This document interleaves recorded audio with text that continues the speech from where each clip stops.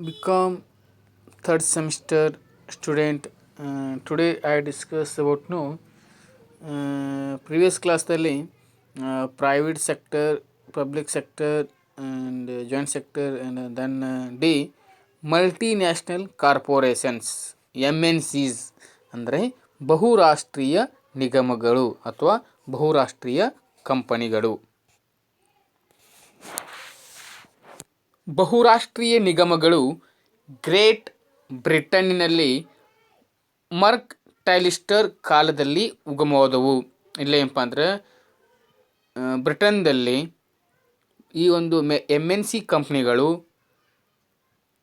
Great Merc ಟೈಲಿಸ್ಟರ್ ಎಂಬುವನ ಕಾಲದಲ್ಲಿ ಏನಪ್ಪ ಅಂದ್ರೆ ಸ್ಥಾಪಿತವಾದವು ಅಥವಾ ಉದಯವಾದವು.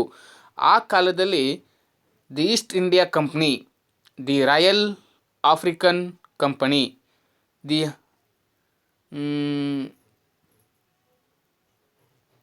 ಮೊದಲಾದ ಕಂಪ್ನಿಗಳು ಸ್ಥಾಪಿಸಲ್ಪಟ್ಟವು. ಯಾವುದಪ್ಪ ಅಂದ್ರೆ ಬ್ರಿಟನ್ನಿನಲ್ಲಿ ಮರ್ಕ್ ಟೈಲಿಸ್ಟರ್ ಕಾಲದಲ್ಲಿ the East India company, then the royal African company, ಹೀಗೆ ಮೊದಲಾದ ಕಂಪ್ನಿಗಳು ಸ್ಥಾಪನೆ ಆದವು. ಅವು ಪ್ರಪಂಚದ ವಿವಿಧ ರಾಷ್ಟ್ರಗಳಲ್ಲಿ ವ್ಯಾಪಾರ ಮಾಡಲು ಅಂದರೆ ಬಹುರಾಷ್ಟ್ರೀಯ ಕಂಪ್ನಿಗಳು ಪ್ರಪಂಚದ ವಿವಿಧ ರಾಷ್ಟ್ರಗಳಲ್ಲಿ ವ್ಯಾಪಾರ ಮಾಡಲು ಅಂದರೆ ತಮ್ಮ ಸರಕುಗಳನ್ನು ಮಾರಾಟ ಮಾಡಲು ಹಾಗೂ ಅಲ್ಲಿ ಲಭ್ಯವಿರುವ ಮತ್ತು ತಮಗೆ ಬೇಕಾಗುವ ಕಚ್ಚಾ ಸಾಮಗ್ರಿಗಳನ್ನು ಖರೀದಿಸಿ ತಮ್ಮ ದೇಶಕ್ಕೆ ತೆಗೆದುಕೊಂಡು ಹೋಗಲು ಕ್ರಮ ಕೈಗೊಂಡವು. ಇಲ್ಲೇನಪ್ಪ ಈ ಒಂದು ಕಂಪ್ನಿಗಳು ಪ್ರಪಂಚ ವಿವಿಧ ರಾಷ್ಟ್ರಗಳಲ್ಲಿ ಒಂದು ವ್ಯಾಪಾರಕ್ಕೋಸ್ಕರವಾಗಿ ತಮ್ಮ ಕೆಲಸವನ್ನು ಮಾಡಿದರು. ಅಷ್ಟೇ ಅಲ್ಲದೆ ಆ ದೇಶ ಸಿಗುವಂಥ ಕಚ್ಚಾ ಸರಕನ್ನು ಮತ್ತು ವಸ್ತುಗಳನ್ನು ಖರೀದಿಸಿ ತಮ್ಮ ದೇಶಕ್ಕೆ ತೆಗೆದುಕೊಂಡು ಹೋಗಲು ಕ್ರಮ ಕೈಗೊಂಡು ಹೀಗೆ ಬಹುರಾಷ್ಟ್ರೀಯ ಕಂಪ್ನಿಗಳು ಪ್ರಪಂಚದ ವಿವಿಧ ದೇಶಗಳಿಗೆ ಹೋಗಿ ಅಲ್ಲಿ ತಮ್ಮ ಸರಕುಗಳನ್ನು ಮತ್ತು ಸಿದ್ಧ ವಸ್ತುಗಳನ್ನು ಮಾರಾಟ ಮಾಡಿ ಅಲ್ಲಿ ಲಭ್ಯವಿರುವ ಹಾಗೂ ತಮ್ಮ ದೇಶದ ಉದ್ಯಮಿಗಳಿಗೆ ಬೇಕಾಗುವ ಅಮೂಲ್ಯವಾದ ಕಚ್ಚಾ ಸರಕುಗಳನ್ನು ತಮ್ಮ ದೇಶಕ್ಕೆ ಸಾಗಿಸುವ ವ್ಯವಹಾರವನ್ನು ಕೈಗೊಂಡವು. ಇಲ್ಲಿ ಬಹುರಾಷ್ಟ್ರೀಯ ಕಂಪನಿ ಉದ್ದೇಶ ಪ್ರಪಂಚದ ವಿವಿಧ ರಾಷ್ಟ್ರಗಳಿಗೆ ಸರಕುಗಳನ್ನು ಮಾರಾಟ ಮಾಡುವಂಥ ಒಂದು ಕ್ರಮವನ್ನು, ಹಾಗೆ ಆ ದೇಶದಲ್ಲಿ ಲಭ್ಯಕ್ಕಂಥ ತಮಗೆ ಅಮೂಲ್ಯವಾದ ಬೇಕಾದಂತಹ ಕಚ್ಚಾ ಸರಕುಗಳನ್ನು ತಮ್ಮ ದೇಶಕ್ಕೆ ಒಯ್ಯುವಂಥ ಒಂದು ಇಲ್ಲೇನಪ್ಪ ಅಂದ್ರೆ ತಮ್ಮ ದೇಶಕ್ಕೆ ಸಾಗಿಸುವಂಥ ಕ್ರಮವನ್ನು ಕೈಗೊಂಡವು.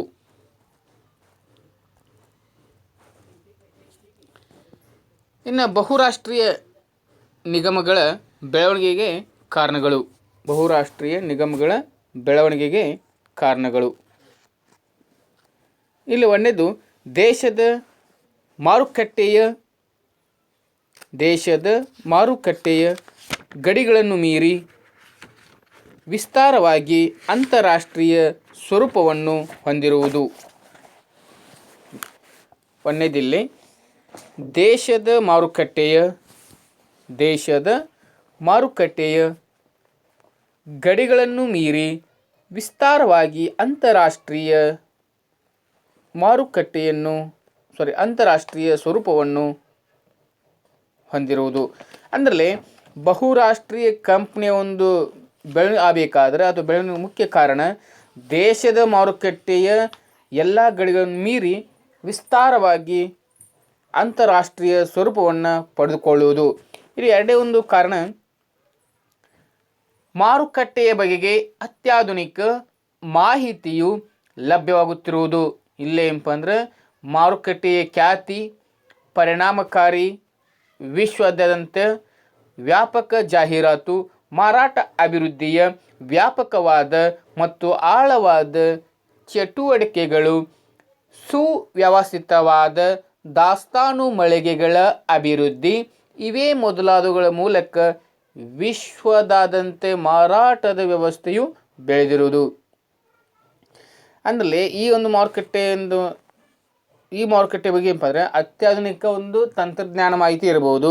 ಹಾಗೆ ಮಾರುಕಟ್ಟೆಯ ಯಾವ ಖ್ಯಾತಿ ಅಥವಾ ಯಾವುದು ದೇಶದ ವಸ್ತು ಖ್ಯಾತಿ, ಹಾಗೆ ಪರಿಣಾಮಕಾರಿಯಾದ ಇಫೆಕ್ಟಿವ್ ಅಡ್ವರ್ಟೈಸ್ಮೆಂಟ್, ಅದರ ಮುಖಾಂತರ ಇಲ್ಲೇನಪ್ಪ ದೇಶದ ವಿವಿಧ ಭಾಗಗಳಲ್ಲಿ ಅಥವಾ ಪ್ರಪಂಚದ ವಿವಿಧ ಭಾಗಗಳಲ್ಲಿ ತಮ್ಮ ಒಂದು ವ್ಯಾಪಾರವನ್ನು, ತಮ್ಮ ಒಂದು ವಹಿವಾಟನ್ನು ಅಧಿಕಗೊಳಿಸುವಂಥ ಒಂದು ಮುಖ್ಯ ಕಾರಣ ಈ ಒಂದು MNC ಕಂಪನಿ. ಹಾಗೆಯೇ ಮೂರನೇದು ರಾಷ್ಟ್ರೀಯ ಸಂಸ್ಥೆಗಳಿಗಿಂತಲೂ ಅಂತಾರಾಷ್ಟ್ರೀಯ ಅಥವಾ ಬಹುರಾಷ್ಟ್ರೀಯ ಸಂಸ್ಥೆಗಳು ಹೊಂದಿರುವ ಹಣಕಾಸಿನ ಪ್ರಾಬಲ್ಯ. ಇಲ್ಲೇನಪ್ಪ ಅಂದ್ರೆ ನಮ್ಮ ದೇಶದ ಕಂಪ್ನಿಗಳಿಗಿಂತ ಇಲ್ಲೇನಪ್ಪ ಅಂತಾರಾಷ್ಟ್ರೀಯ ಅಥವಾ ಒಂದು ಬಹುರಾಷ್ಟ್ರೀಯ ಸಂಸ್ಥೆಗಳು ಹೊಂದಿರತಕ್ಕಂಥ ಒಂದು ಹಣಕಾಸಿನ ಅಧಿಕವಾದಂಥ ಒಂದು ಪ್ರಾಬಲ್ಯವನ್ನು ಹೊಂದಿರುವುದು. ಹಾಗೆನ್ನು ನಾಲ್ಕನೇದು, ಅರೆ ಅಭಿವೃದ್ಧಿ ಹೊಂದಿದ ರಾಷ್ಟ್ರಗಳ ಕಂಪನಿಗಳಿಗಿಂತಲೂ ಬಹುರಾಷ್ಟ್ರೀಯ ನಿಗಮಗಳು ಹೊಂದಿರುವ ಅತ್ಯುನ್ನತ ಮಟ್ಟದ ತಾಂತ್ರಿಕ ಜ್ಞಾನ. ಇಲ್ಲಿ ಅರೆ ಅಭಿವೃದ್ಧಿ ಹೊಂದಿದ್ದ ರಾಷ್ಟ್ರ ಹೊಂದಿದಂಥ ಒಂದು ತಂತ್ರಜ್ಞಾನಕ್ಕಿಂತ ಇಲ್ಲೇನಪ್ಪ ಅಂದ್ರೆ ಬಹುರಾಷ್ಟ್ರೀಯ ಕಂಪ್ನಿಗಳು ಒಂದು ಅಮೂಲ್ಯವಾದಂಥ ಒಂದು ಅತ್ಯಂತ ಉನ್ನತವಾದಂಥ ಒಂದು ತಾಂತ್ರಿಕ ಜ್ಞಾನವನ್ನು, ತಾಂತ್ರಿಕ ಮಟ್ಟವನ್ನು ಇಲ್ಲಿ ಬಹುರಾಷ್ಟ್ರೀಯ ಕಂಪ್ನಿಗಳು ಹೊಂದಿರುವುದು ಒಂದು ಅತ್ಯಂತ ಒಂದು ಮಹತ್ವಕಾರಿ. ಇನ್ನು ಕೊನೆಯದಾಗಿ ಐದನೇದು, ಸಂಶೋಧನೆ ಮತ್ತು ಅಭಿವೃದ್ಧಿಯ ಮೂಲಕ ಪರಿಣಾಮಕಾರಿಯಾದ ಉತ್ಪಾದನೆಯ ತಂತ್ರಗಳು ಮತ್ತು ನವನವೀನ ವಿಧಾನಗಳು ಮತ್ತು ನವೀನ ವಸ್ತುಗಳ ಉತ್ಪಾದನೆ. ಇಲ್ಲೇನಪ್ಪ ಒಂದು ಈ ಬಹುರಾಷ್ಟ್ರೀಯ ಕಂಪನಿ ಉದ್ದೇಶ ಹೊಸ ಒಂದು ಅನ್ವೇಷಣೆ ಅಥವಾ ಒಂದು ಇನೋವೇಷನ್ ಮುಖಾಂತರವಾಗಿ ಒಂದು ಸಂಶೋಧನೆ ವಿಧಾನ ಮುಖಾಂತರವಾಗಿ ವಸ್ತುಗಳ ಒಂದು ಉತ್ಪಾದನಾ ವಿಧಾನ ಇರಬಹುದು ಅಥವಾ ವಸ್ತು ಮಾರಾಟ ಒಂದು ಪ್ರಮಾಣ ಇರಬಹುದು. ಹೀಗೆ ನವನವೀನ ವಸ್ತುಗಳು ಉತ್ಪಾದನೆ ಮಾಡೋದ್ರ ಜೊತೆಗೆ ಇಲ್ಲಿ ಹೊಸ ಒಂದು ಸಂಶೋಧನಾ ಮಂಡಳಿಯನ್ನು ಅಥವಾ ಸಂಶೋಧನಾ ಒಂದು ಕೇಂದ್ರವನ್ನು ಹೊಂದಿರೋದು. ಇದು ಅಷ್ಟೇ ಒಂದು ಬಹುರಾಷ್ಟ್ರೀಯ ಕಂಪ್ನಿ ಒಂದು ಬೆಳವಣಿಗೆ ಆಗಬೇಕಾದ್ರೆ ಎಲ್ಲ 5 ಕಾರಣಗಳು ಅತಿ ಮುಖ್ಯವಾಗಿ ತಮ್ಮ ಒಂದು ಕಾರ್ಯವನ್ನು ಮಾಡಿವೆ ಅಂತ ಹೇಳಬಹುದು.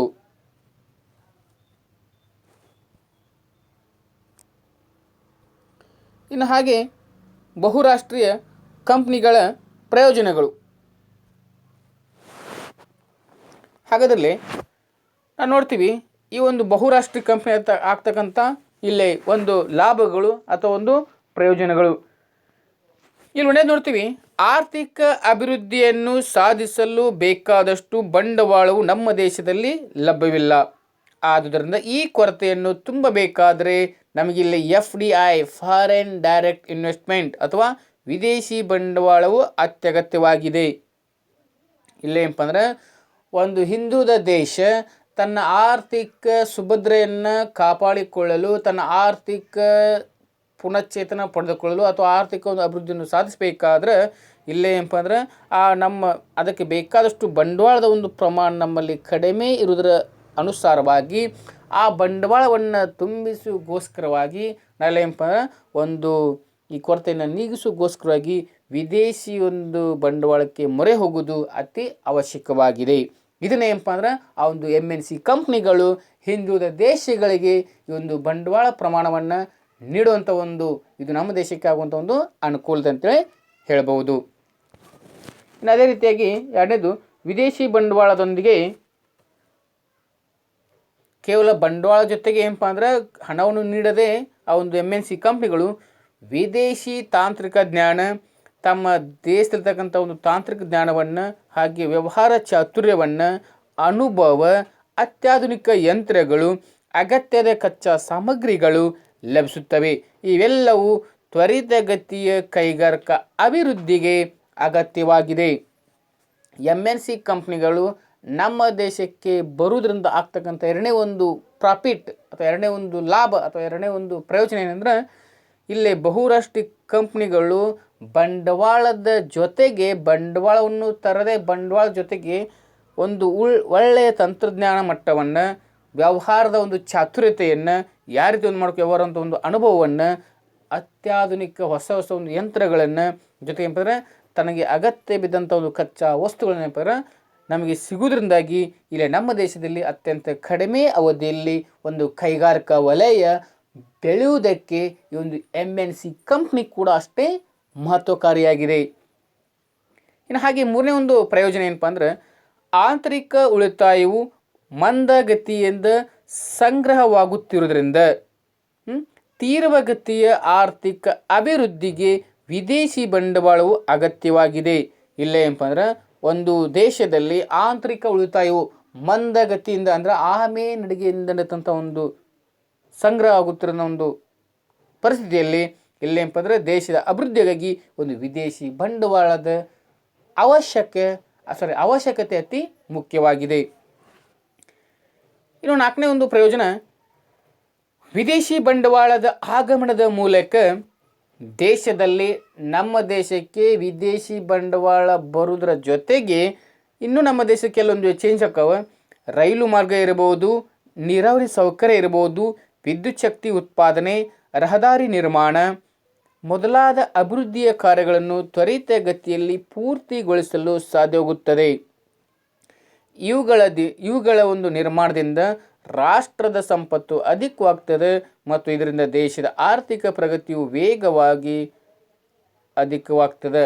ಇಲ್ಲೇನಪ್ಪ ಅಂದರೆ ವಿದೇಶಿ ಬಂಡವಾಳದ ಜೊತೆಗೆ ನಮ್ಮ ದೇಶದಲ್ಲಿ ರಾಷ್ಟ್ರದ ಪ್ರಗತಿ ಪರವಂಥ ಕೆಲವೊಂದು ಕಾರ್ಯಗಳು ಕೂಡ ಅಷ್ಟೇ ಯಶಸ್ವಿಯಾಗಿ ಕಾರ್ಯಪೂರ್ಣ ಹೊಂತಾವ. ಉದಾಹರಣೆ ನೋಡ್ತೀವಿ, ಒಂದು ರೈಲು ಮಾರ್ಗ ಇರಬಹುದು, ಹಾಗೆ ನೀರಾವರಿ ಸೌಕರ್ಯ ಇರಬಹುದು, ಹಾಗೆ ವಿದ್ಯುತ್ ಶಕ್ತಿ ಉತ್ಪಾದನೆ ಇರಬಹುದು, ಅಥವಾ ರಹದಾರಿ ನಿರ್ಮಾಣ ಇರ್ಬೋದು. ಇವೆಲ್ಲ ಏನಪ್ಪ ಅಂದರೆ ನಮ್ಮ ದೇಶದ ಆರ್ಥಿಕ ಅಭಿವೃದ್ಧಿಗೋಸ್ಕರವಾಗಿ ಅತ್ಯಂತ ಒಂದು ಕಡಿಮೆ ಅವಧಿಯಲ್ಲಿ ಏನಪ್ಪ ಅಂದ್ರೆ ಸಾಕಷ್ಟು ಪೂರ್ತಿಗೊಳಿಸಲು ಇದರಿಂದ ಮಾತ್ರ ಸಾಧ್ಯವಾಗ್ತದೆ.